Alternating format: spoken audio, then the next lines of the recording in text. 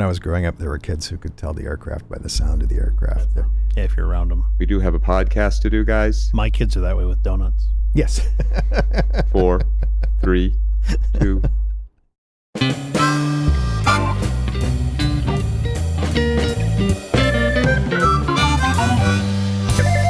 The Apple Company presents a truly terrible podcast. Welcome to Nonsense, episode number 6. I'm Jeff Parker. And I'm CJ Little. This is our take on the week's business, tech, and entertainment headlines. This time, we'll give a primer on how AI works. Yes, ladies and gentlemen, it's our favorite subject. Look at how advanced computer chips are made. Discuss the early life of someone named Morris Chang. Examine the extreme importance of a little island in the Pacific Ocean. And explain why ASML is the linchpin and who controls the future of AI. Oh my goodness, these guys can't stop talking about AI. You can't spell nonsense without AI. But first, our headlines. Energy generated from solar and wind power reportedly overtook natural gas in the European Union for the first time last year. This is great. This is a good thing. Solar and wind energy rose to an all-time high of 22% of the EU's 2022 electricity use. That's a relative number. 22% of their energy use is just because the gas number went down? Now, what happened was that Vladimir Putin invaded Ukraine and cut off natural gas exports to the EU. Yeah, I don't think that's working out the way he thought it was going to. Well, but he's going to end up being the guy who brings us all to a greener future. Yeah. Like inadvertently, he's not meaning to do this. Greenpeace singing him an award. Earth Day, we're all going to sing about Vladimir Putin. Yes. Yeah, great. We're all putting up pictures of Vladimir Putin to celebrate Earth Day. We absolutely should. Antarctica's only EV had to be redesigned because of climate change. Antarctica has an EV, and Tesla still can't get their Cybertruck out the door. It's got shot put holes in the windows. Yeah, that's true. Those aren't going to buff out. The EV in Antarctica overheating is now a concern because of climate change. You would think overheating wouldn't be high on your list of things that happen in Antarctica. It's designed for operating temperatures and winter temperatures of negative 50 degrees Celsius. The negative is important there. It's like 220 degrees Kelvin. The southern... okay. The southern polar region is now a comparatively balmy negative 10 degrees Celsius. Wow. What in the world is going on at the Dallas Zoo? That's a good question. I don't know. Nova, a 25-pound clouded leopard, escaped from a suspicious opening in her fence. Then a breach was found in the Langer monkey enclosure. Then Pin, a 35-year-old endangered lappet-faced vulture, was found fatally and intentionally wounded in his enclosure. This happened over like a 2-week period. And then finally, 2 emperor tamarin monkeys were stolen and later recovered inside of a vacant home in a nearby city, despite heightened security measures. I get people stealing monkeys. I don't like it. You do? I do. I don't like it. Really? If you want to have a monkey, just have a baby. Yeah, but that's true in so many ways, in so many various ways. But who goes and kills a vulture? What did the vulture do to you? I don't get it. Well, they arrested 24-year-old Davian Irvin on charges of burglary and cruelty to animals. He's linked to the Langer monkey. He's linked to the tamarin monkeys, the clouded leopard, but not accused in the death of the vulture. Did they get all the monkeys back? Yeah. Okay. Where'd they find this guy? They found him at the Dallas World Aquarium. Just fishing? Just doing a little fishing. He came to the aquarium with some nets. He was just going to harvest some krill. I don't think. He was questioning an employee about ways to catch animals. What a way to tip your hand. I'm no poker player. That seems like a tell. It's a bit of a tell. Yeah. Yeah. I'm going to take it one more step and just say I'm not really wildly crazy about zoos. I'm not crazy about zoos either. We got rid of the circuses and all of the little... Yeah, those were worse, though. Those were worse, but you know what?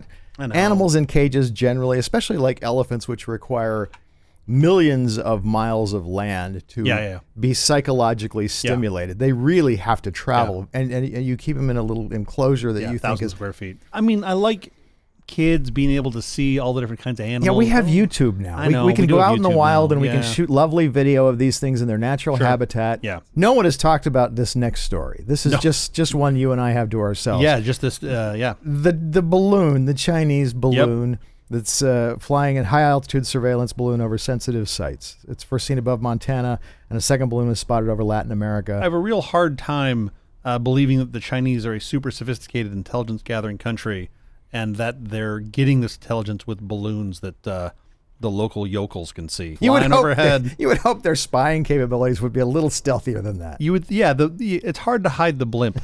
Now, you would have thought they would have brought out like the Wright brothers plane from the Smithsonian to shoot this thing down. But no. They went ahead and got a couple F-22s. It's a balloon for crying out loud. Yeah, it's a fucking balloon. Like the intern that got that job, he was just like, oh fuck, I'll go shoot down the balloon.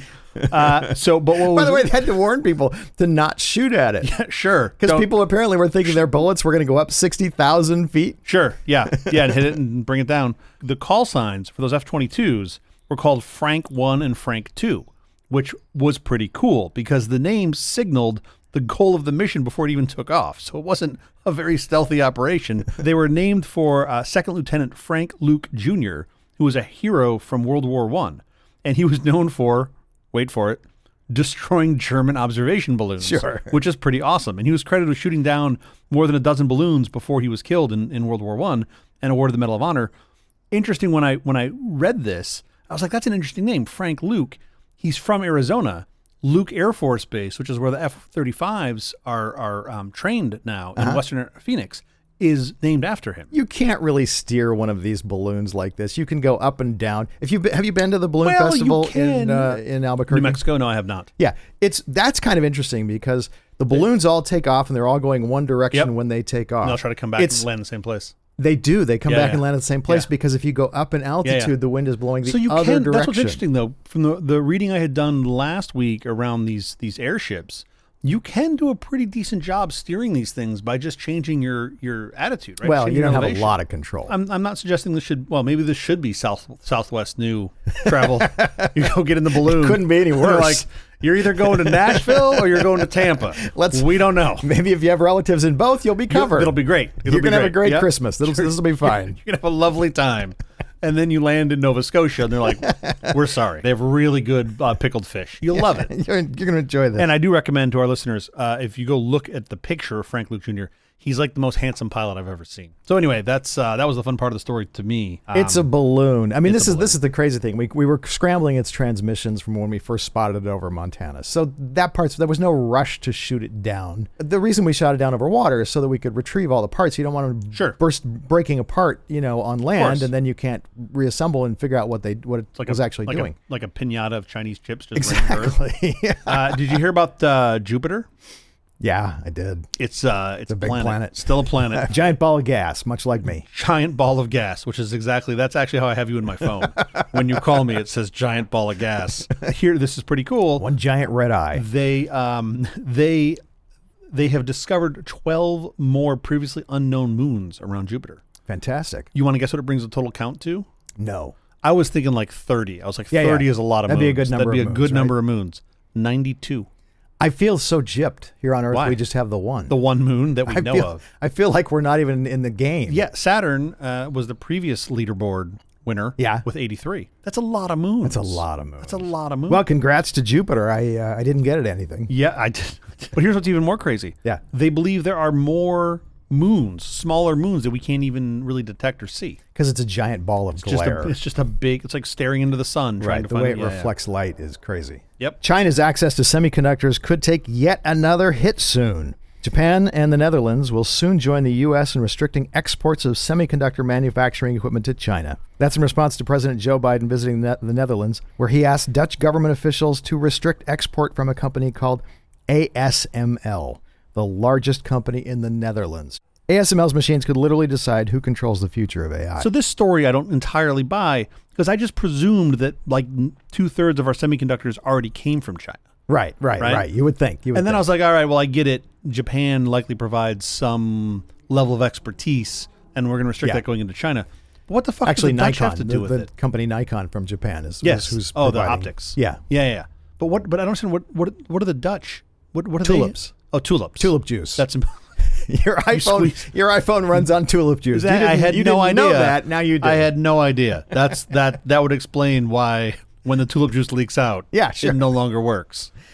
This story just sounds like gibberish to me. Yeah. This little story not only explains why Nancy Pelosi's visit to Taiwan in 2022 has its own Wikipedia entry, but also how a deeply divided Congress came together to pass the $280 billion Chips and Science Act. That was an opportunity lost, right? They should have called that the Chips and Guacamole Act. Oh, I like that. Right? This story involves the next generation of smart bombs, drones, and military jets, and also the braking system of your Toyota. Have they fixed that yet? To fully understand this story, we're going to need more than a headline. In fact, it will take the remainder of this episode. Buckle up. That's right, folks. The entire episode about AI. A brief explainer on how it works. Hit that button. Hit it down.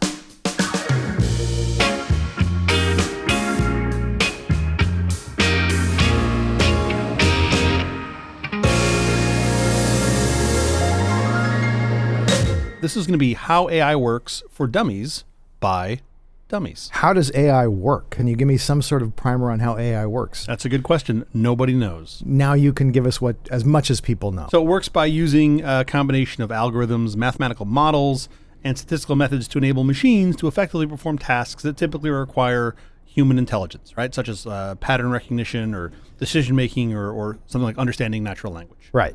And there's a whole bunch of different approaches to implementing AI. The ones you'll hear a lot about commonly are machine learning. So this would involve training a machine to learn from data without being explicitly programmed. And that's really the key difference, is instead of you doing something that's like procedurally and explicitly programmed, if you see this, do this. Yeah.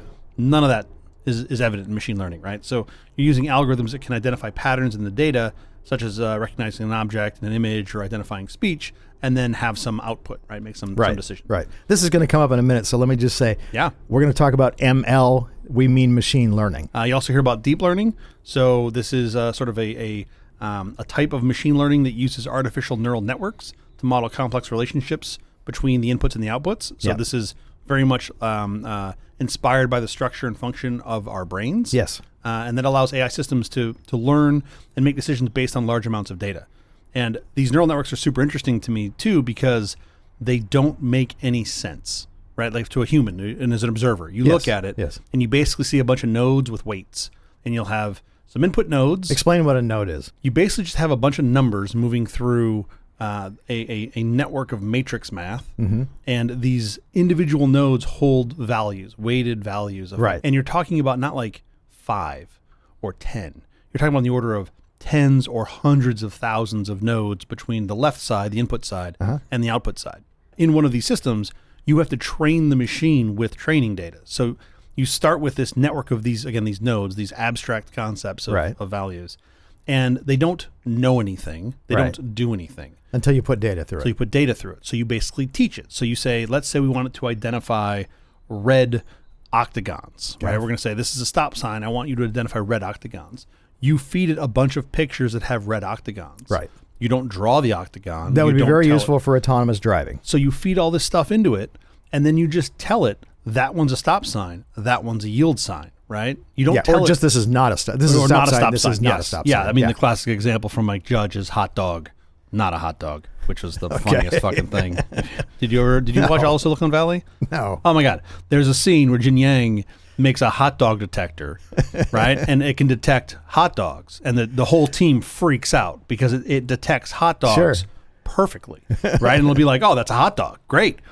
And then they just made this assumption that it could detect other things like, tacos or burritos. But no. Nope. It's just hot dog or not a hot dog. Hot dog, not hot dog. Which is fantastic. Sure. But that's actually a big part of AI. I mean, literally. That's the joke. That's basically how it works. Yeah. So you feed all this data through it, and what you're doing is you're setting up all these values in these nodes so that when something that comes in looking like a stop sign or a red octagon, it will come out the other end as stop sign. Right. Right? Now, there's really no way for us as humans to look at it and know what it's going to do. What it's going to output. What it's going to output. Yeah. And you can't really tell why it's made the decisions that it's made. Right? Like, the math behind it. Sure. But you can't look at a set. Like, I could not show you the neural network of this and say, what do you think this thing's going to do? You'd have no idea. Right. Because it's just a bunch of math. Right. It's But we pretty can nuts. change weightings and things like that so that we get the output that we're hoping to get. Yeah, absolutely. You can tune it for sure. If I code something procedurally and make a mistake, you could argue I have some liability because I did it poorly. But with a neural network, you're just like, Test. Yeah, exactly. And don't worry, they're still not deterministic, so you still don't know that it's actually going to do the right thing. Of course. Every 12,265th time, it may just run over the school bus full of kids. 100%. And you're just like, whoopsies. So that's sort of deep learning, using neural networks. You've got rule-based systems that are AI systems that follow sort of a set of rules to perform tasks. You'll typically see these used for something that's more simple, that require a clear or straightforward decision-making process. You have NLP, which stands for natural language processing. This is one of the earlier, I'd say, production uses of AI that I saw, which involved using AI to process and understand human language. So you're using this every single day when you engage Siri or Google or your Home Assistant or any of those. That's pretty impressive. Like, the fact that is table stakes now is kind of crazy, because 10 years ago, it was it was like the sci-fi, right? And now it's just table stakes. So anyway, Ultimately, AI works by using these various techniques and algorithms to enable machines to process and analyze a tremendously large amount of data. What are we talking about in size? How much data? A megabyte? A megabyte? Depends. Yeah, 2 anywhere, megabytes? yeah, 6 to 7 kilobytes is most. No, Is that right? Nobody gets these jokes. I mean, you're talking about typically on the order of gigabytes to terabytes of data for an average system. But forget about the number of bits. You need at least, sort of roundly speaking, 10 to hundreds of thousands of pieces of data to train them. Yeah. You can't do a good job, at least not that I know of, training any sort of neural network or any sort of AI on 10 pieces of data. You can't show it 10 stop signs and expect it to know. So a lot of problems can be hard to tackle with AI because you don't have a huge data set, or at least you may not have found a huge data set yet.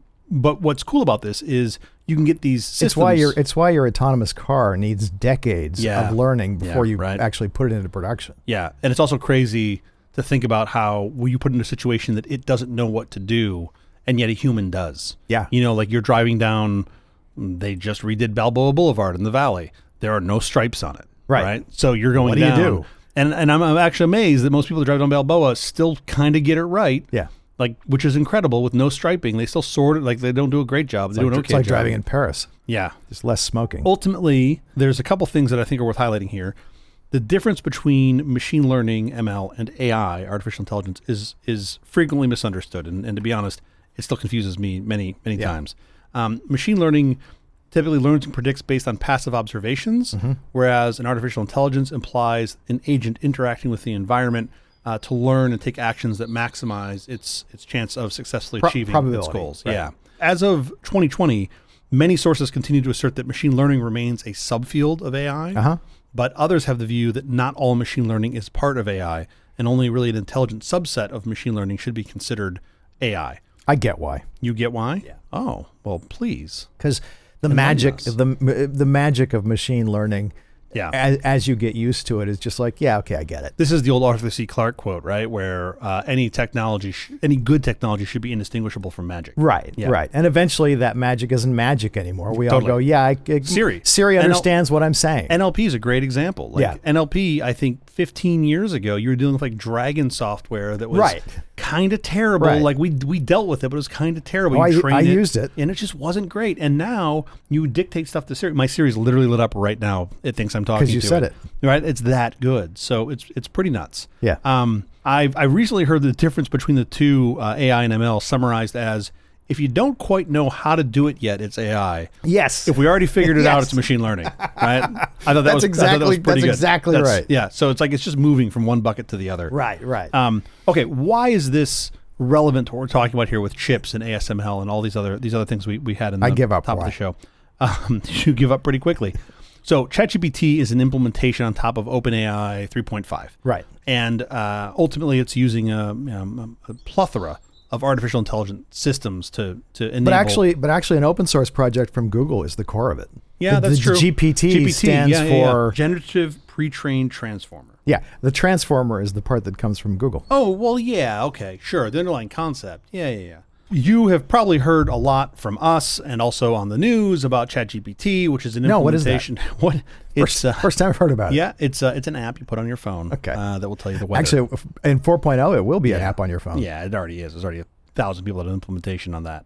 ChatGPT is an implementation of OpenAI, or sort of implemented on top of OpenAI. And to our knowledge, this runs on NVIDIA's latest GPU, which is now about 2 years old, released in 2020. Right. It's called the A100. Mission critical for ChatGPT to be able to do what it does as cheaply as it's able to do it. You need these GPUs, right? Yeah. Graphic processing units. Now, this is different than the chip that's inside your game machine, your classic PC. Well, even just like the CPU that's in your classic PC, and definitely different than the GPU that you're using for gaming, right? It's not even intended for gamers or even like high-end workstation. But that's their expertise. That's where they came from. That's where they came from. Making GPUs for gamers. Yep. But there's now these class of GPUs that are purpose-built for data centers, and that's what this A100 is. Right. And this thing's crazy, okay? So the A100, it's NVIDIA's first GPU to be built on TSMC's 7-nanometer process. Right. Basically, let's explain that very quickly. Yeah. You get the size of the transistor, and you can shrink it down and shrink it down and shrink it down, and you want to have as many transistors on a silicon wafer chip as you can. Yep. 7 nanometers is the measurement of the transistor, which is incredibly small. It's mind-blowing how small that is. So a nanometer is a billionth of a meter. very, very tiny. You get to this scale, it just doesn't make a lot of sense, right? Like what is this? So this allows 54 billion transistors to fit on the A100's 826 square millimeter die. So for all you Freedom Unit folks, that's about 1.25 square inches, right? It's a chip that's just over 1 inch on each side. A die that's over 1 inch on each side. Yeah. 65 million transistors per square millimeter. Wow. Right? Which is about 1.3 billion transistors on the surface of your average number 2 pencil eraser. Yeah, Right? that's mind-blowing. Mind-blowing. And right? it's like double the number of transistors almost of the previous version. Right? Yep. Which So was 2 years earlier. our good friend Moore's Law, right? It says Yeah. roughly speaking, every 18 months, you're going to see double the number of transistors for the same price, right? You know, he's still alive. He is still alive. He's like 94 years old, and he now says Moore's Law is not happening just by itself. People are aspiring to make Totally. Moore's Law be Totally. true. Yeah, of course. We got nothing else. Yeah. Okay. And by the way, one more thing about Gordon Moore. He himself believed there would be an end to Moore's Law Absolutely. long ago. Long ago. And is blown away by the advancements in technology that have allowed us to continue to make transistors smaller. Probably 3 or 4 times he's thought that. Yeah. I mean, it does seem like every 10-ish years we butt up against something where they're like, physics. You becomes just a can't physics do problem. it. Exactly. Yeah. And then it just falls off. Right. Some egghead figures it Nope. out and we just push right through Here it. we go. Yep. So this is an example of that. So this A100 in this 1-inch square chip with 55 billion transistors on Yeah. it, you've got 7,000 32-bit floating point cores. Yes. You've got 3,500 64-bit cores. Yes. And then 420 tensor cores. So the tensor cores are effectively like matrix math. Oh, by the way, each A100 has 40 gigabytes of memory that Right. moves at about 2 terabytes per second. Right? Yeah. That is mind-boggling. This Blazing. is on one GPU. Yeah. This chip consumes about 250 watts of power. Now, for perspective, Okay. that means that you could heat an 8-ounce cup of water from the tap up to boiling for your tea in about 6 minutes. Sure. That's how much it runs power. hot. Yeah, it runs It little warm. contributes to global warming. At least localized warming in the data center for sure. Okay, so what we're looking at here, ChatGPT's latest version, through 3.5 I mentioned earlier, has over 175 billion parameters Right. to get an output for a single query.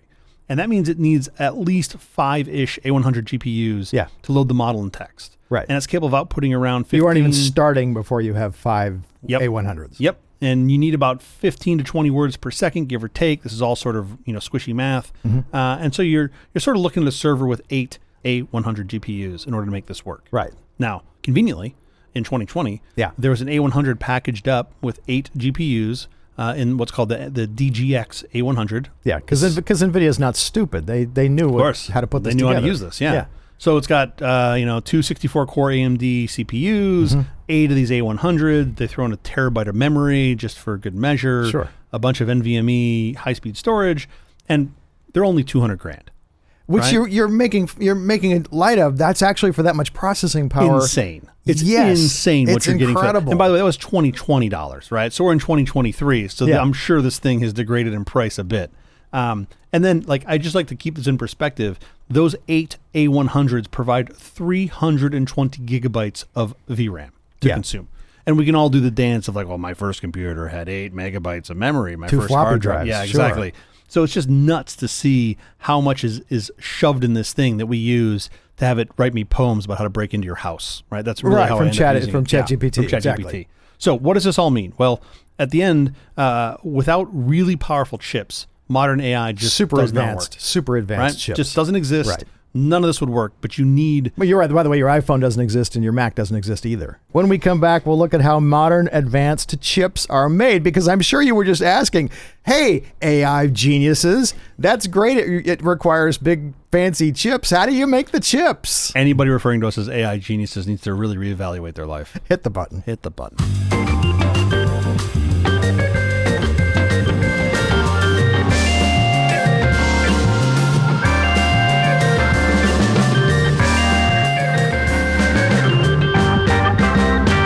All right, so AI was a little more complicated than I thought it was going to be when I initially thought, Big let's have you surprise. explain Yeah. AI. The good news is I can explain how modern advanced computer chips are made very briefly. Ooh, are you going to do the sour cream and onion flavor too? Probably not. Optical lithography, that is light and masking, etches silicon wafers. That's how you get a chip. The end. Hit the button. Oh, great. That was easy. We're done.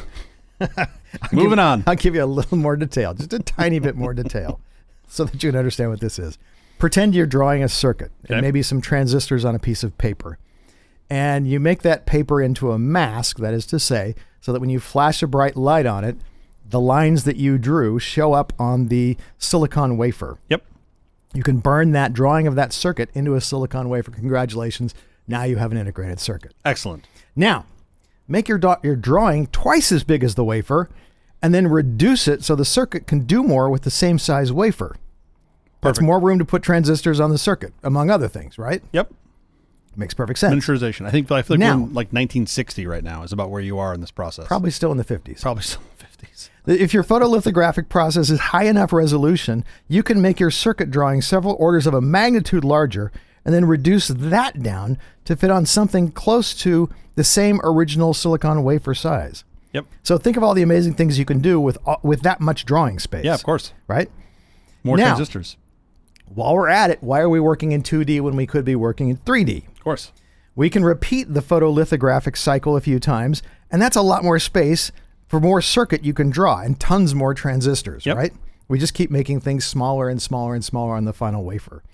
These days, a wafer may go through the photolithographic cycle as many as 50 times. Wow, that's crazy. Yeah. So think about this. The first commercially available microchip, the Texas Instruments TMS 0100, which was introduced in 1958, had only about a dozen transistors on it. That's nuts. I also would love to point out that even Texas Instruments in the 50s called their first product version 100. Isn't that great? They didn't start out with 1. They're just like, nope, start with 100. Kind of make us look like we know what we're doing. Exactly. Like we know what we're no doing. one's going to use the first one. Sure. This is our 100th chip. It's the 100th chip. It's just a round number by chance. Yeah. Weird. So by comparison to the dozen transistors on that chip, NVIDIA's that we were just talking about, the A100 chip, has 54 billion transistors. So a couple more. So they fit a few more onto the wafer. Basically the same basic size, size wafer, which is remarkable. NVIDIA designs that chips, but most of the chips the world uses, smartphone powering chips, are not designed by their manufacturers. Yeah. Over 90% of the world's smartphones run on chips that are called ARM-based. ARM is an acronym for Advanced RISC Machines. Well, that makes perfect sense, doesn't it? Because you know what RISC is. Well, I love when they embed an acronym inside another acronym, first of all. That just always makes me smile. Like, this is too many letters. Let's just go ahead and shorten it down. Advanced RISC Machines. Yep. RISC is an acronym. Yep. Standing for Reduced Instruction Set Chips. Yep. That is to say, reduced from previous chip designs, which they called CISC. I love that the C in CISC stands for complex. Complex instruction set chips. So because there are fewer instructions in a RISC chip, each instruction can run faster and, more importantly, on less power. Yep. ARM Holdings, who makes the ARM designs, is headquartered in Cambridge, England. It's owned by SoftBank, a Japanese conglomerate. Companies that rely on ARM chips designs include Apple, Samsung, Qualcomm, NVIDIA, and lots of others. I've heard of a couple of those companies. Those companies like to make it sound like they design their own chips. Yeah. They do not. They merely modify and extend the designs that they license from ARM. Now, ARM doesn't actually make chips. ARM does no fabrication. Apple, Qualcomm, and NVIDIA don't either. Samsung fabricates some, but they all rely on a company created by a Chinese man named Morris Chang. The world's most advanced chip fabrication is done by this company that Morris Chang created.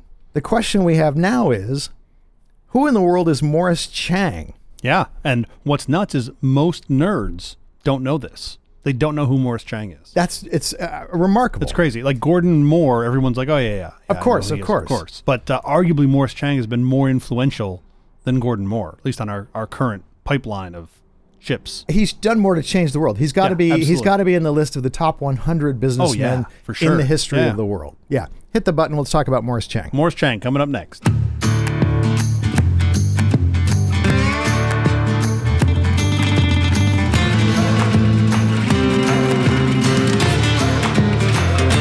Morris Chang, in many ways, created a world that allowed for the development of advanced chips that power our phones, watches, cars, and all the like of it, right? He sure did. He was born in China in 1931 he wanted to become a novelist or maybe a journalist. To the chagrin of his parents. Right. He moved to the U.S. in 1949 to attend some school I've never heard of. I think it's on the East Coast called Harvard. Yeah. And then later transferring to MIT. All the way across town. Where he earned his bachelor's and master's degrees in mechanical engineering. Making his parents much happier. I believe, yeah, I presume.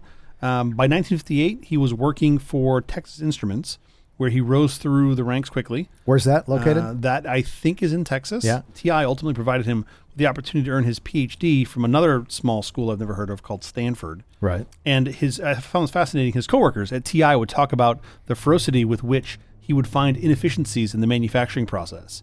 And he would push them out of the assembly lines as fast as he could. How long was he at TI? I think about 25 years, ultimately acting as the group's VP responsible for all of their worldwide semiconductor business. Okay, so a guy from China, a Chinese man, lived in Texas. Yep. Really during the most beginning parts of the semiconductor business, semiconductor revolution. Yep. This is pretty cool. So tying into what you said earlier, while he was working on a 4-transistor project at TI, sure, the manufacturing was all being done by IBM.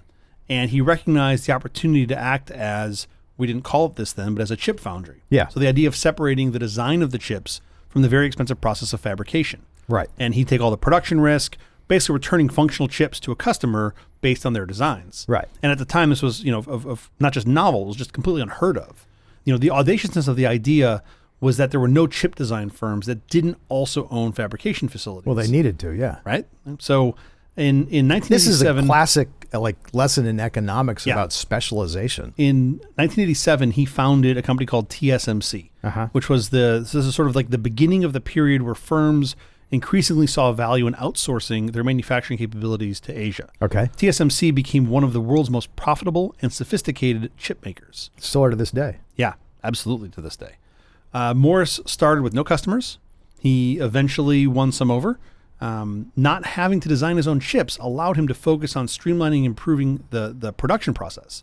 So this started this cycle of learning and improving, leading to a unparalleled expertise in the fabrication process. Right. So ultimately, by doing this, it allowed him to get better on the production side, the making side, faster than anybody else, because he get the benefit of making chips for different companies. And better yields and all the rest of it, sure. And then, in short order, companies had no alternatives to the TSMC. They were just too good, right? They got out in front of the race. To this day, that's true. Yeah, absolutely, to this day. And so it's worth noting that also while he was at TI, Morris pioneered the then controversial idea of pricing semiconductors, quote, ahead of the cost curve. Yes. So this is pretty cool. If you know anything about chips, this is sort of taken for granted, I think, over the past 20, 30 years, which meant sacrificing early profits or sort of the short-term gains to gain market share and achieve manufacturing yields that would result in greater profits over an extended timeline, right? Sort of the long term. By the way, that's also rocketed us forward technologically, absolutely. his willingness to do that. Which tells me that apparently, and unlike me,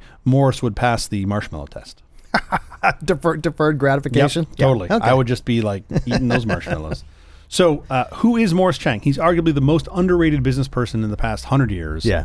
There are no modern iPhones or Macs without him. Of course not. Those A100 chips that we talked about earlier that make ChatGPT possible, they don't exist without Morris Chang. And every nerd should know about Morris Chang, right? But very few of us actually do. Yeah.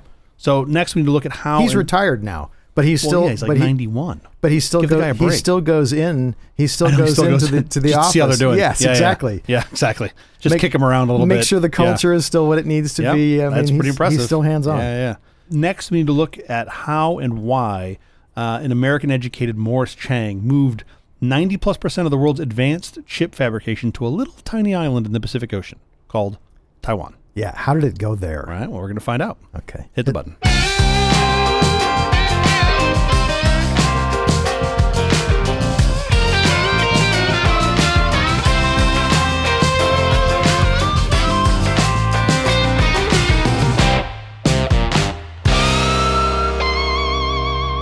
When Nancy Pelosi visited Taiwan in 2022, one of the few people she met with was the Morris Chang in his 90s. But to understand why that meeting took place, you have to drop back a few decades in Taiwan's history. Taiwan has a complex history, by the way, of political control, marked by periods of colonization, revolution, and democratization. Taiwan was inhabited by various indigenous groups until the 17th century, when it was colonized by the Dutch.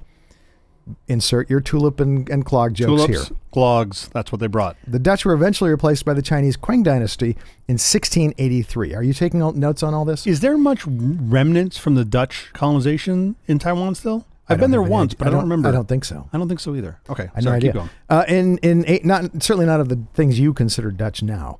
In 1895, Taiwan was ceded to Japan following China's defeat in the First Sino-Japanese War. The island was under Japanese rule until 1945. Man, this thing has had more owners than a bet on Craigslist. Exactly, but it's going to get important. After Japan's defeat in World War II, Taiwan became part of the Republic of China, which had been established in 1912 on the mainland, the Republic of China. Keep that in mind. Yep. The Republic of China government took control of Taiwan, but was unable to reunify the country, the mainland, after the Chinese Civil War. So the ROC, the Republic of China, retreated to Taiwan in 1949. And the People's Republic of China, the PRC we have now, was established on the mainland under communist rule.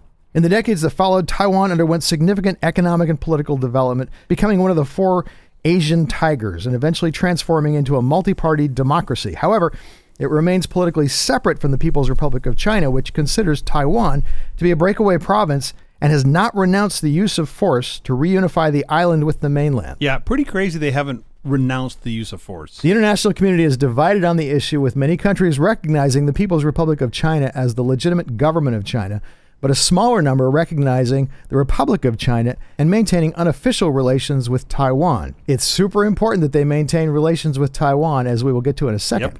It became clear that little Taiwan needed to be able to defend itself against the behemoth Communist China. Communist China wanted it back. Yep. And the easiest way to do that was to make a really big, powerful friend. Yep. They needed to make themselves important to the Western world's supply chain.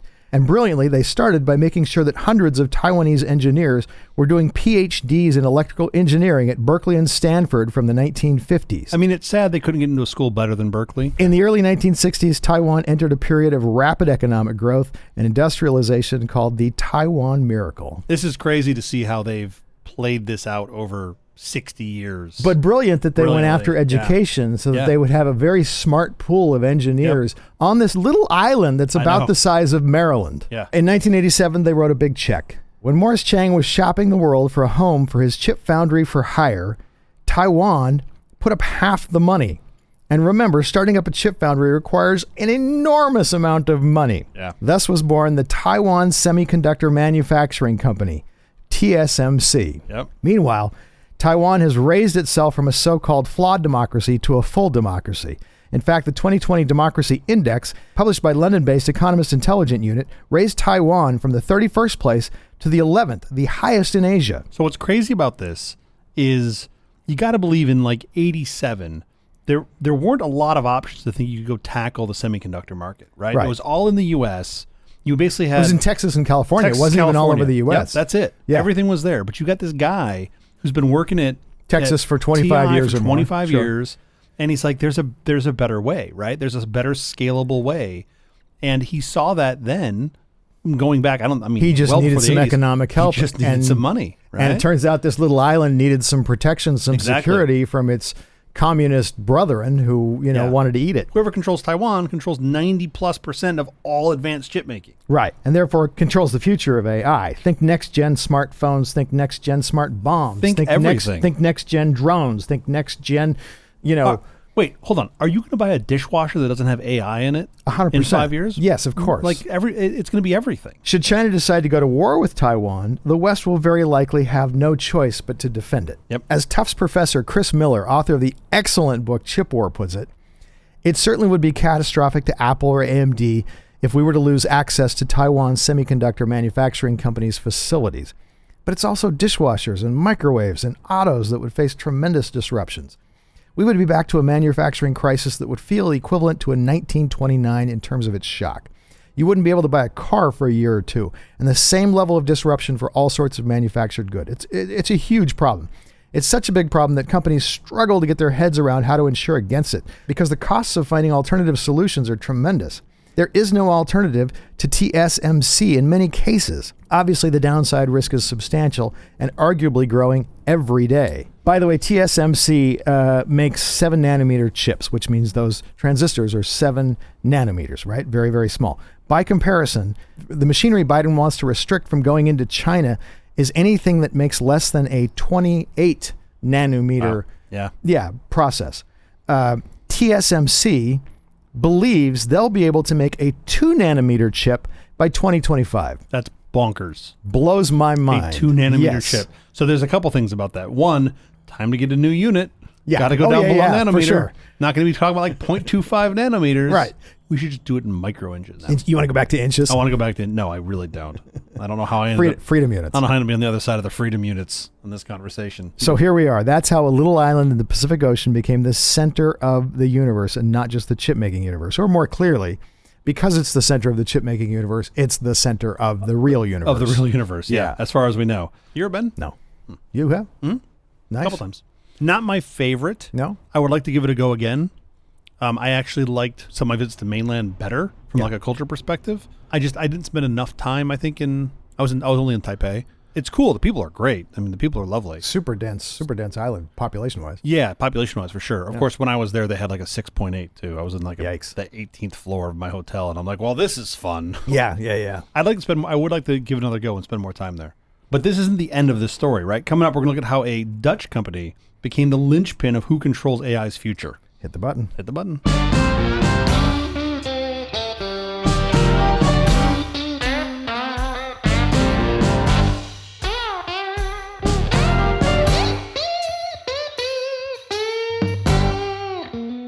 What is this ASML? It's a Dutch company. It's not HTML's lesser known brother? No. Oh. Well, this next segment's not going to be accurate then. Okay. No, as it turns out, it stands for Advanced Semiconductor Materials Lithography. Lithography. More lithography. Thank goodness this episode has more lithography. I know, listener, you thought, oh, they're done talking about lithography. I'm going to turn it off. Nope, here it comes again. So this ASML, this company is the largest company in the Netherlands, right? How can that be? It's bonkers to me. They're valued at $275 billion US. Yes. Right. But have you ever heard of them? No. Right. Not until this episode. And they employ over 36,000 people worldwide, right? They're sitting on like over 5,000 patents. Right. They are the sole supplier in the world, the sole supplier of extreme ultraviolet lithography machines, which are necessary to manufacture the most advanced chips in the world. No one else makes a machine like this. Right. Remember, this is how we reduce the giant drawing on and get it down to fit a chip on the little chip. Right. You want to make a 7 nanometer chip, you're talking to ASML, period, full stop. So nobody else makes a machine that's this advanced, right? The best part of all this research that I've done is ASML's company slogan, right? Because you would think it would be just something just boring as shit, right? You just think it would just be like, we make small chips. We do. Of course. We make tiny lights. We do fun lithography. Yay! Sure. No. Their company slogan is changing the world 1 nanometer at a time. Oh my and gosh. You can't read that and not laugh, right? That's brilliant. Taking something as dry as lithography and they punched it up into changing the world 1 nanometer at a time. So this concept of lithography, the process of using light to create patterns on silicon wafers, as Jeff mentioned earlier, invented here in the U.S. In the late 50s. In Texas and California. California, where all the good things come from, and used from the earliest days of the first semiconductors. Right. So in the 80s and 90s, industry was trying to move to this EUV, extreme ultraviolet, right? Which is a more advanced type of lithography. And even though there are a bunch of U.S. firms... and explain why they wanted to use ultraviolet. Smaller wavelength, right? So you want a so smaller you can wavelength. Get a more focused so you can get a small burn. Yep. You're you want the transistors to be smaller on the chips. You need smaller wavelength. Okay. Right. So that gets you into this extreme UV. So even though at the time there were a bunch of U.S. firms and the U.S. national labs that provided the funding and research for EUV, no U.S. firm could commercialize the equipment. ASML already had this sort of older generation equipment and had the capability to turn the science behind EUV lithography into mass manufacturable devices that they could sell. It helps if you've been making the previous generation of equipment because now you're just doing an iteration. You're not starting from ground zero. The gist of what they were doing was still sort of the same, right? They're putting light through a mask onto a silicon wafer. Yeah. It's just a special kind of light so that you can have a very refined... Yes. Yeah. So this is where it starts to get a little crazy. Okay. So this EUV light has a wavelength of 13.5 nanometers, right? And fortunately... creating light of this wavelength and all the necessary accoutrements to reflect it, it really can't be that hard, right? It's got to be super duper easy. Right. I was thinking you just get a couple of Philips Hue bulbs. Yeah, totally. You can change the color. Sure. Yeah, you just go to IKEA, pick up a couple mirrors, Whatever you it'll be need. fine. So this is the process. This is a non-embellished process of how they do this, how ASML does this, and it's absolutely bonkers. Let me just mention real quickly. Yes, please. 13.5 nanometers. Super small. Go up, just slightly smaller than that. You're in the X-ray spectrum. Yeah, absolutely. Yeah, you are. That's right. You are just below X-ray, right? That's how crazy this is.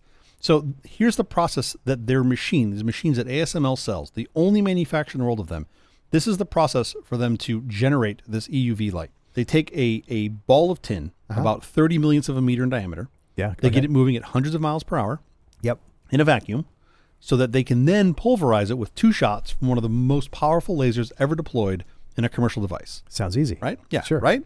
The tin then explodes into plasma, measuring hundreds of thousands of degrees Fahrenheit, several times hotter than the surface of the sun. Wow. Right? So this plasma then emits this extreme UV light at exactly the right wavelength, 13.5 nanometers. Okay. Which is then collected via a series of about a dozen mirrors. That's the good news. Yeah. The bad news is these mirrors need to be the flattest mirrors humans have ever produced. Sure. Right? Ultra precise. Right? Yeah, exactly. The mirrors reflect the light at just the right angle so that it hits the silicon wafer and carves the circuits on the chips that allow you to watch cat videos on your iPhone while you are supposed to be working. Excellent. My point here is it's a complicated machine. And just in case you weren't impressed by that, these machines cost about $150 million each. It's amazing that it US costs dollars. more. Yeah, right. There's no 2-day prime option for these. They require a couple jumbo jets to get delivered. As I in think more they than actually. one I think they 747, actually require 4 or 5 right, which jumbo is jets. bonkers. That's how big this machine is. These things are not small. And then once it's installed, it isn't like a Ron Popeil Showtime rotisserie where you can just set it and forget it. Right. It actually comes with staff that stays on site next to the machine for its entire lifespan. Yeah. Right. So that's how intricate and how closely coupled the production company is to ASML for making chips using this process. If you want to waste an entire afternoon, go to YouTube and look at ASML's YouTube channel. Oh, yeah? I haven't seen it. Oh, my goodness. Is it amazing? It's so fun. That's great. The process of developing this machine took 30 years, right? Yeah. And what's even crazier is there's only like a dozen at most customers of ASML worldwide. Right. Companies like TSMC or Samsung, Intel, that have the precision and capital to make use of these machines. Right.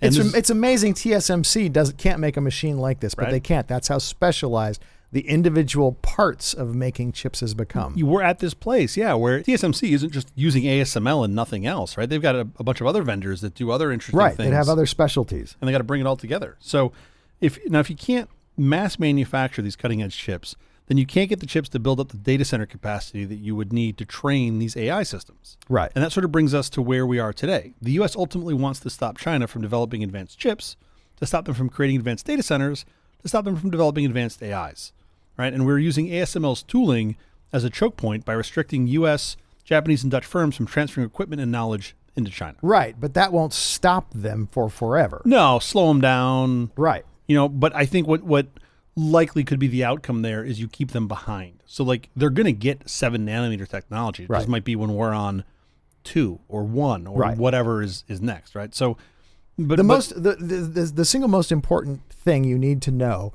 when you are going to imitate someone's existing technology, can you guess what it is? Very simply, the most important thing you need to know is that it can be done. Oh yeah, sure. Because then you don't give up. Yeah, exactly. Then you just keep working at it until you figure it out. I just told them how to do it. It's just a ball of tin and some lasers. I'm sure they'll reference the podcast. But no, really, make no mistake. A war or a blockade between China and Taiwan would be catastrophic, right? Not just on the tech sector, but on all of manufacturing. It brings American business to a stop. It does. The TSMC produces 90% of the world's most advanced processors, which is amazing. Yeah. But then if you think about it from a Moore's law sort of state, it produces over 1/3 of the new computing power the world adds each year. Yeah. That is mind-boggling, right? And this wouldn't only affect Apple and AMD, but as you mentioned earlier, it'd be cars and dishwashers and washing machines. Everything would face significant disruption. It's remarkable that the microchip business is this fragile. Yeah. I mean, it all flows through. There's no redundancy to this. So Chris Miller talks about this because while you look at it as sort of a business-minded person and go, well, why not just compete, right? Why don't Jeff and I just start a fabrication? Because it's impossible. Because it's basically impossible, right? Yeah. Like you would need not infinite time, but you would need like 15 or 20 years to get to today, where they're at. You would need tens, if not hundreds of billions of dollars. And by then you'd be 15 or 20 years behind. 20 years behind. So it's like you just can't really catch up. And it seems unlikely. I mean, at some point we'll probably go away from lithography. Probably not in our lifetimes. Although if you throw a long ways away. If you throw $280 billion at it, you might make some advances. It was amazing to me that this even exists, that there's a one company choke point in this process. Well, there are other tools, tooling parts of the chip making process. This isn't the only choke point, for sure. You just need one. You basically just need one to slow China down. So back to the story that all of this started with. China's access to semiconductors could take yet another hit soon. Yep. The Japanese and Netherlands will soon join the U.S. in restricting exports of the semiconductor manufacturing equipment to China. That's in response to President Joe Biden visiting the Netherlands and, as you like to say, walking among the tulips, where he asked the Dutch government to restrict export from a company called ASML, the largest company in the Netherlands. ASML's machines could literally decide who controls the future of AI. It's not just this super, bleeding edge tech, as you mentioned earlier. Yeah. They're really going back to, I think you said a 28 nanometer process. Right. So, which is a generation earlier. Yeah, a couple generations earlier, right? Yeah. So it's a pretty big swath of stuff that we're saying. It does make Taiwan much more desirable for China to conquer. But there's more to that story too, right? I mean, TSMC is building a giant production facility in Phoenix. Yes. That is not small. That's why we're spending $280 billion on the... what did you call it? The Chips and Guac Act? Yeah. And you've got Intel building that plant in Ohio, a foundry in Ohio. You've got TSMC's in Phoenix. And these are massive facilities. I mean, if you live in Phoenix and you drive up north by where the 303 hits the 17, you will see an amazing amount of concrete being poured. Right. That's TSMC's. It's not because we just want to be part of this delicious chip business. We want to get ourselves our hands on some of that chip making money. Yeah. Because you can't have Taiwan fall to China and have no alternative. Yeah. It's because your smart bombs and your fighter jets and things that rely on those, and drones and things that rely on those chips, and your more mundane things, you have to have a supply of those chips that you can't lose control of. You could. I'm not saying this is how this will go down, but you could make the argument that once you get TSMC up and running in Phoenix, you want to airlift everything out of Taiwan. Everyone you can talk to come out. Yeah. And scuttle the ship there. I want an awful lot of nice relocation packages put together. Hopefully this all makes a little more sense now. Quickly, before we go, have you seen or read anything good this last week? Yes. The best thing I read was the research for this episode, which is the episode of Decoder with Neela Patel interviewing Chris Miller. It was great. It's where I learned just about everything about ASML and Morris Chang. It's super interesting. Fantastic. I'm going to recommend a Netflix movie called You People. Jonah Hill, Julia Louis-Dreyfus, Eddie Murphy. It is 3/4 of a really good movie. The end kind of derails. That's the last quarter? For me. So just turn it off? The final act. Well, you can watch it. It's the first 3/4 are so promising. It's such a strong movie. Falls flat. It doesn't fall flat. It goes from an A movie to like a kind of a Hollywood kind of ending. So it goes from like a Ghostbusters to like a Ghostbusters 2. Yes, I'm trying to put this into terms I understand. That is the perfect way to describe it. I bring everything back to Harold Ramis. All right, that's the episode. Thank you for joining us for all this nonsense. Truly terrible podcast from the Awful Company. I'm CJ Little. I'm Jeff Parker. If you like this program, please follow, download, subscribe. If you really like us, give us a couple stars, maybe, 4 or 5. You can find us on Apple and Google Podcasts, Amazon Music, iHeartRadio, wherever you get your podcast from. Podcastindex.org. Special thanks to our floor director, Phil Lawler. Thanks, Phil. We'll be here every Wednesday morning for more nonsense. Join us.